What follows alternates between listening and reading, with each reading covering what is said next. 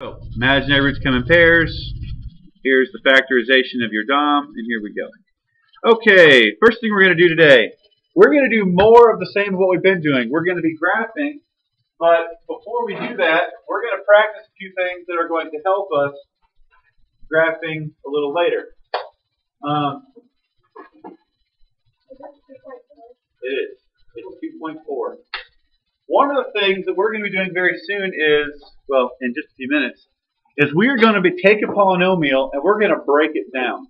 Now, we've already been doing that to some extent. When you factor, like yesterday, you took a big long polynomial and you factored it down into x plus 2, x minus 1, x plus 1, blah, blah, blah, blah, blah. That was breaking it down. But what if you don't take out a perfect factor? You know, what if it's not just x plus 2? How would you deal with that? And that's what we're going to talk about. Okay.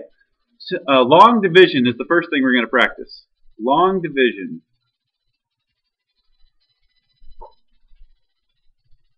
Darn it, go back. All right. If I were to try to divide this by this, here's how I would write that using long division.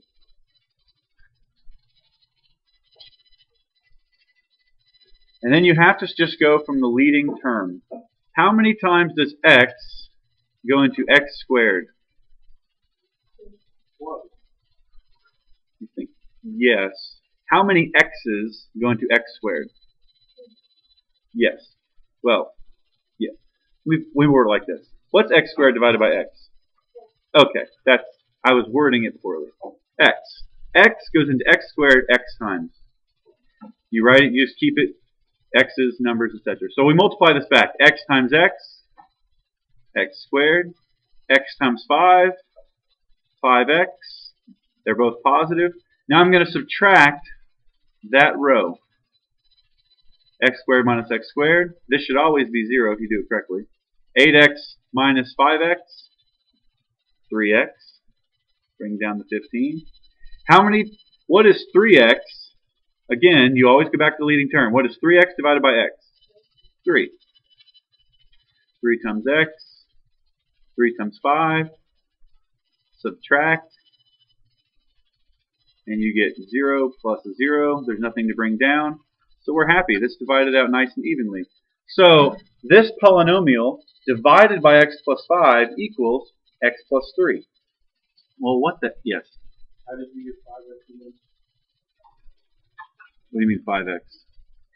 Oh, right here? Yeah. I multiplied, once I divided x squared by x, I then took this and multiplied it back through x times x times 5. Oh, okay. You always take what's up here and multiply it all the way through. Yes, ma'am. You can, but not all of them are going to be this easy. We're just starting with an easy one. So, what does that mean that we've divided this? It means division is just another way of factoring. If you hate factoring, you're probably going to like this section because it gives you a way around factoring. It says x squared plus 8x plus 15 is the same as x plus 3 times x plus 5. You just divided the original by x plus 5 and got what was left, x plus 3. Dividing is just kind of a different way to factor. And that's how you do it. Let's look at another one. Let's look at number 5. I'm going to scooch down just a tad. Number 5. I'll change colors. So we are going to take 6x cubed, 7x squared, 12x. It suddenly got really hot in here. Divide that by 3x minus 1.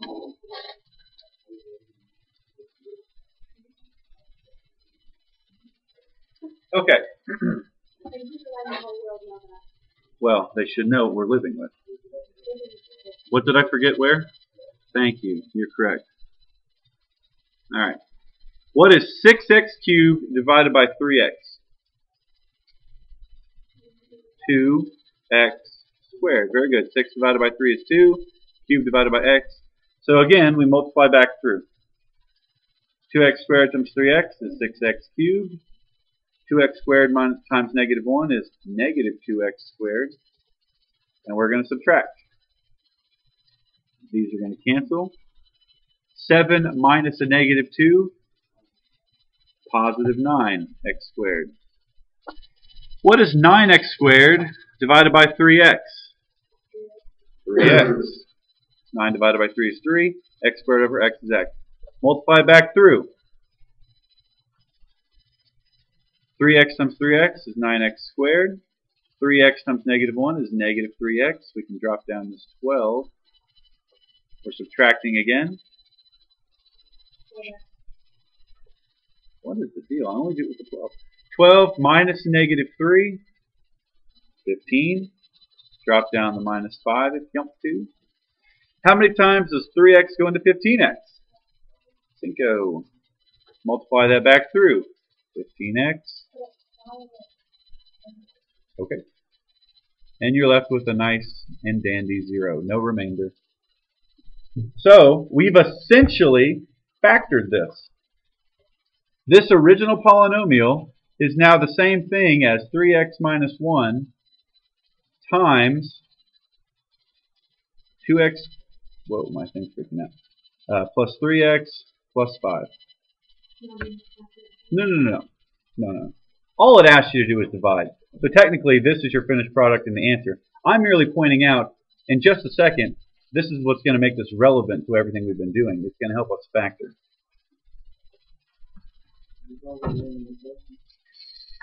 Mostly. That's about 81.6%. Made that up. No idea. What do you say we tackle one of the harder looking ones? How about 13? Looks a little... 15 too. We'll do both. Let's just do both. 13 first.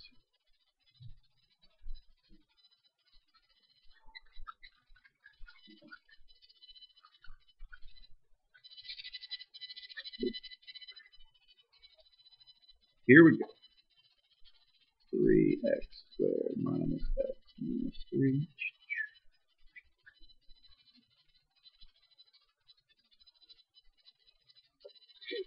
Alrighty. How many times is 6x cubed? What is 6x cubed divided by 3x squared?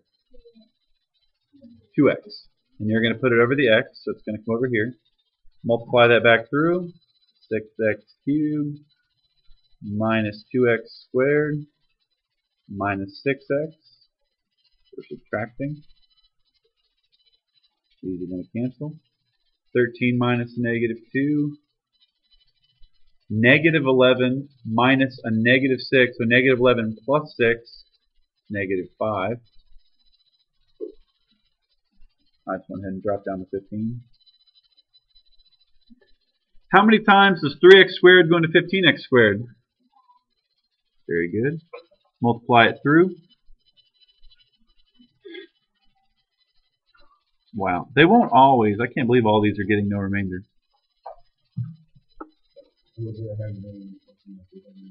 Oh yes. And it's a nothing scenario. It's very simple. But anyway, it all happened to cancel out rather nicely. So there you go. The answer would be 2x plus 5. Questions about any step we did there?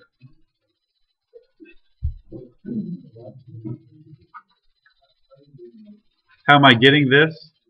Do you get how we got the 5? I took, okay, once we you get how we got the 2x? And then you get how we got this. We took the 2x, multiplied it through. Then you subtract. Boom, boom, boom. Okay? That gave us this line. Then I dropped this down.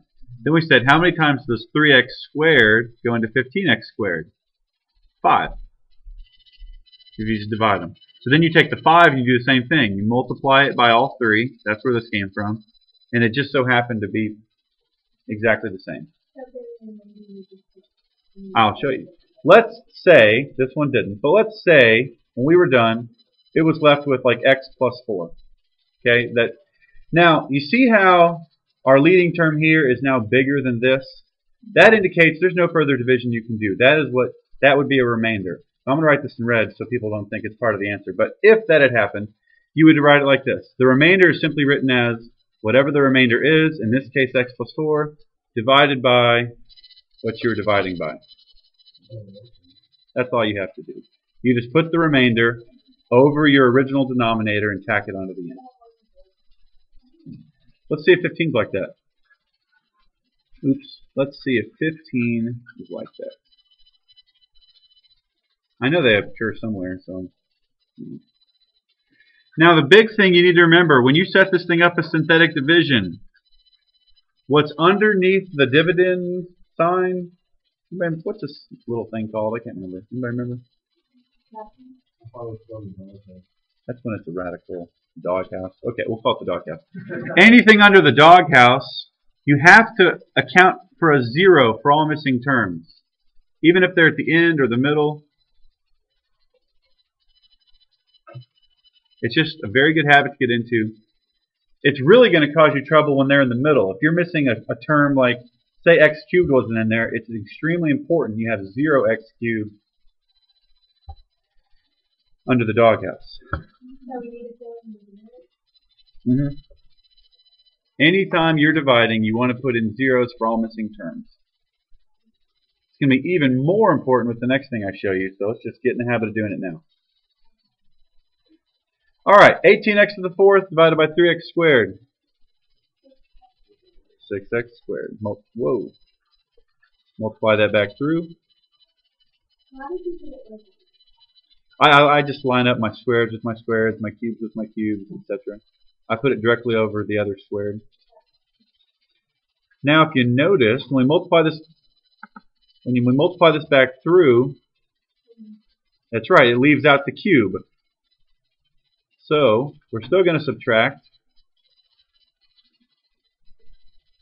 Oh, why is it stuttering so bad? This minus this is 0. 9x cubed minus, we don't have any other x cubed, so that's just going to come down as is. 3x squared minus 6x squared.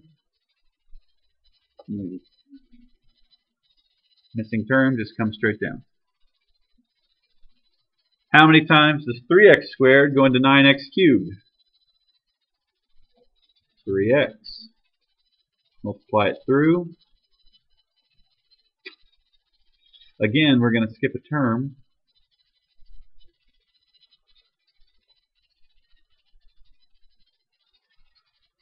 Minus. So that becomes 0 minus 3x squared minus 3x.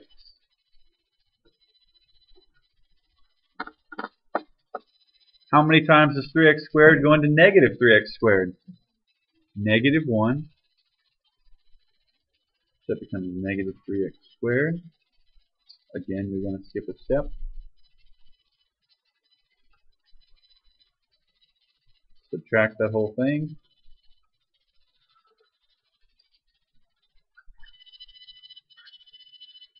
So it becomes 0 minus 3x plus 1. Now, can we divide any further? That is a remainder. So it's going to come up here minus, because it's negative, 3x plus 1. Oh, actually, I can't do that. Notice the negative is only on the 3. That would have been wrong if I had stuck it on the whole thing. So, negative 3x plus 1 over 3x squared plus 1.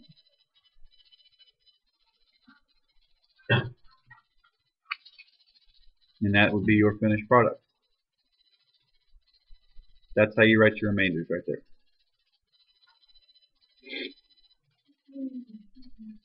Somebody have a question they'd like to ask about this problem, technique, anything about what we're doing right now, somebody has a question on. Okay. Now, you're going to have to use long division. There's no way around it most of the time. But if you are so lucky to, and they only ask you to divide out a simple binomial, x plus or minus a number, or just x and a number. If that is the case, you can use synthetic division, which is quicker and easier. Synthetic division simply says if you're dividing by some x minus value k, whatever that k value is, this is how you would do it. So in this case, what are we subtracting by? So what are we subtracting by? 2. What would we be subtracting by here? Negative 5. So you always kind of take the, just think of it as the way we've been thinking of it all year. What makes this 0? That's what you're dividing by. So here, and this is how you're going to do synthetic division. It's best if you probably just watch the first one unless you're already familiar with it. That number that you get from this goes here. You put it in a little box by itself. You write out all your coefficients over here. 2, 1, negative 10. If there were any missing terms, you'd need to put in a 0. Drop down the first one. That's the same step all the time. You always drop the first one. 2 times 2. You multiply things under the line and you add things above it. 1 plus 4. 2 times 5.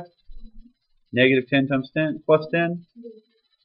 That is your remainder. The last number will always be your remainder column. Now, we divided by, essentially, we divided by an x, so you always decrease your power by 1. We started with a squared, so if we take that down 1, that leaves us with just an x, right?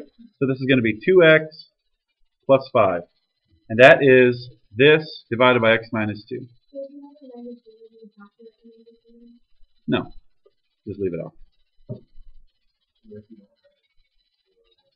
It would work just like long division. Like say it was 3, then you would have done plus 3 over x minus 2. Yeah. Let's do another one. All right. I'm sorry? Yeah, you always multiply when the number gets down here, write it up here, and then you add. When you're done, see it was just 2 and 5? When you're done, you always start, your first term will be 1 power less than where you started. And I think that'll be easier to see if we do one like 23. Let's do 23. So, what number makes this 0? 2. So, are we missing any terms on 23? X to the 4th, so we have to put in a 0 for that. Negative 2, 4, negative 3, 1. Drop the first one. Here we go. Multiplication, addition, multiplication, addition. Sometimes you get ginormous numbers. Multiplication, addition, same.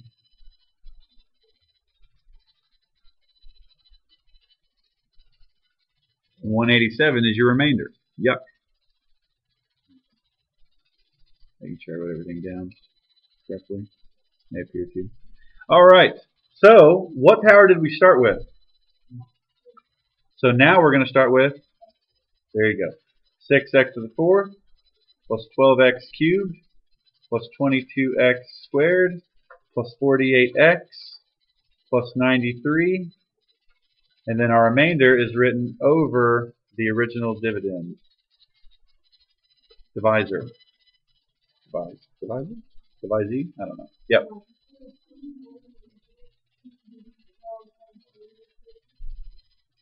This is a positive 2.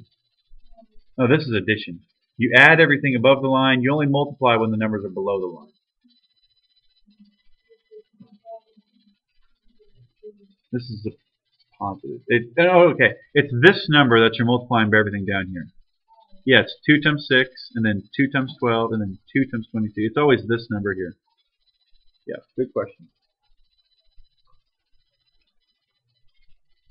Now again, just so I can reiterate the point I was saying earlier, essentially, and this is what's going to make it relevant in the next section, although I think in this section all we're pretty much doing is dividing, if my memory serves me correctly, we've essentially factored this into this whole thing times x minus 2. And vocab of the day, this piece right here, what's left after you divided, is called your depressed polynomial. I always thought it was a funny name. It's called your depressed polynomial once you factored out part of your original polynomial.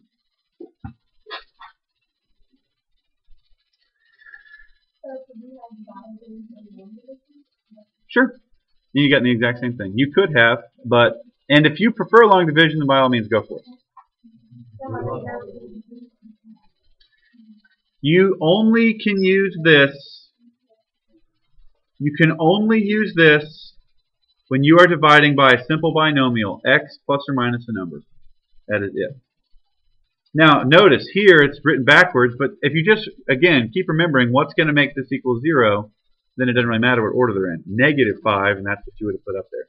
Sometimes you might divide by like 3 minus x. Well, what's going to make that equal 0? +3. So that's what you would divide by, and it would still work the same way. So what's that big semicolon again? Depressed polynomial. It is before its child is stolen, Rumpelstiltskin style. Okay. Other questions?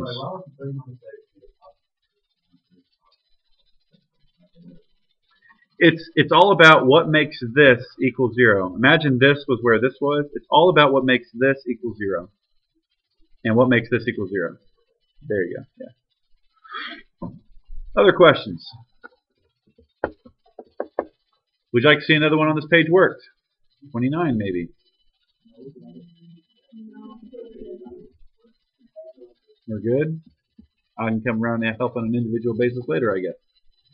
Alright, next slide. Use synthetic division and the remainder theorem to find the indicated function value. Before we do this, I only want one person to help me. I'm going to do the synthetic division. I want somebody else to do something else. Who has a TI calculator in front of them? Kelsey? I want you to plug 4 into this function for x and tell me what it equals. And while you're doing that, I'm going to take this thing out using synthetic division.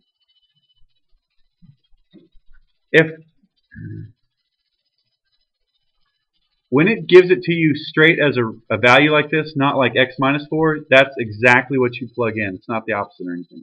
2. And then don't tell me, just keep it to yourself for a second. Okay? Drop the 2, multiply, add, multiply, add, multiply. Did you get -25? Darn, you should have. Let's do it together. 2, 4 cubed is 64. 4 squared, 7 times 4 is 28. So it's 128 minus 176 plus 28 minus 5. Yeah, minus 48 plus 28. So that'll be -20 minus 5. Should have been -20. It's probably just a little sign or something somewhere. The point is, the remainder theorem simply states when you plug a value into a function, it's the same exact thing as if you had divided out, like, if 4, let's say 4 was a root. What would be the factor, what would be the x plus or minus whatever that gave you 4 as a root? I mean, like, if this was written as a factor, x minus 4. X minus 4 would render you a root of 4. So what they're saying is, if you plug a value into a function, whatever you get would be the same thing as if you divided out that factor and got this. And if you think about it, that makes sense. If this was a root, where would its x value be? Or what would its y value be? If this wasn't an actual root, what would its y value be? 0. And we shouldn't have a remainder. And when we plugged 4 in, we should have gotten 0, but we didn't. We got -25, indicating that x minus 4 is not a root because its y value is -25. Let's look at another one. What did it ask? Use synthetic division to find the indicate. Yeah, that's it. Yeah. The remainder theorem states if you get a remainder, either by synthetic division or by just plugging the stupid thing in, if that's not 0 at the end, then it's not a root. If it is 0, then that means this number is a root. No, I don't. If I were you, I'd just plug it in every time. I'm just showing you they're the same. Yes. You don't have to. You could either do just synthetic division or just plug it in. I don't even care what you do.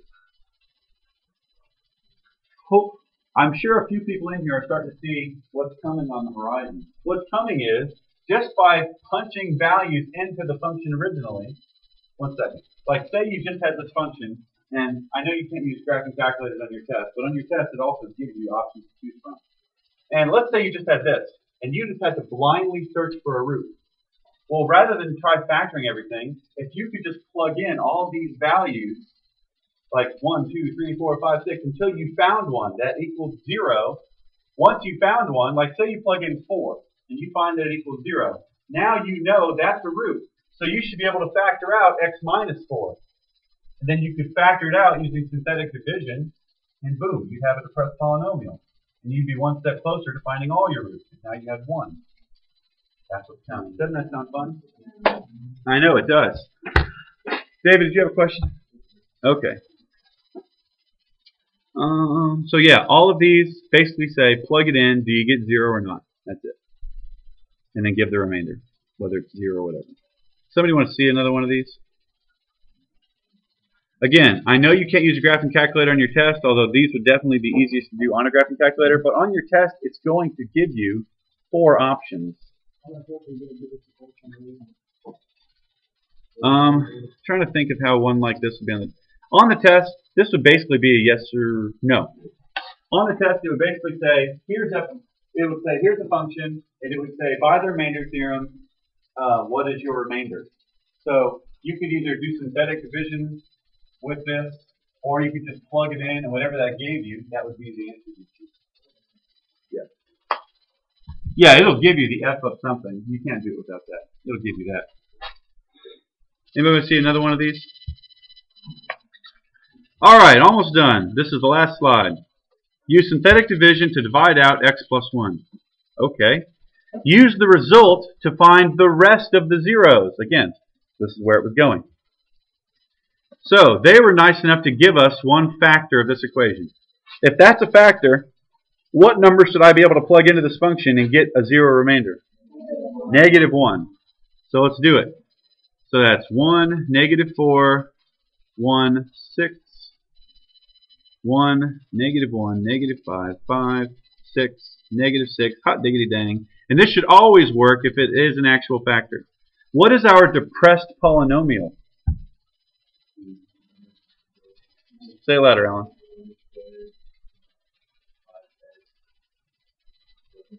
What can I do to find these two roots?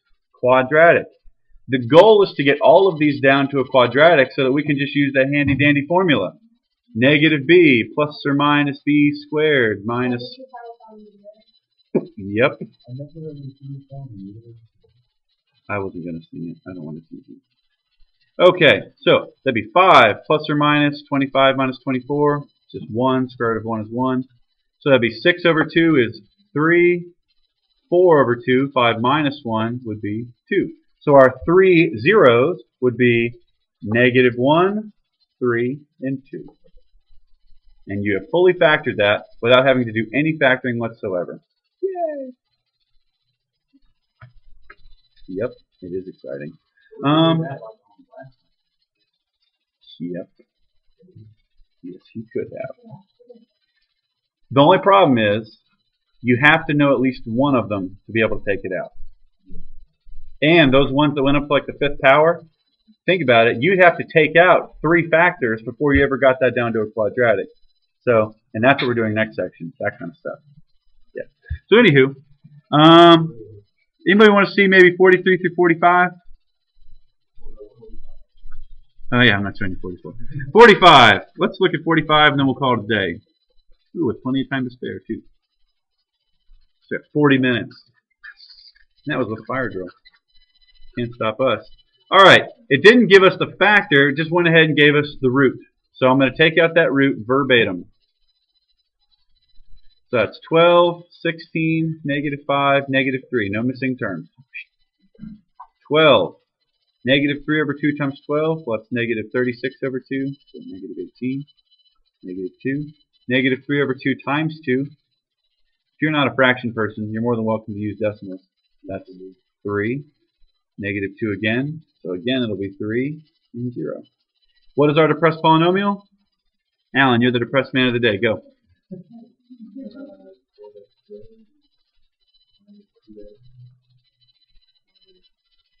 You got it. And then plug this into the quadratic formula, and you're home free. And I won't even do that because we've been doing that all chapter. There you go.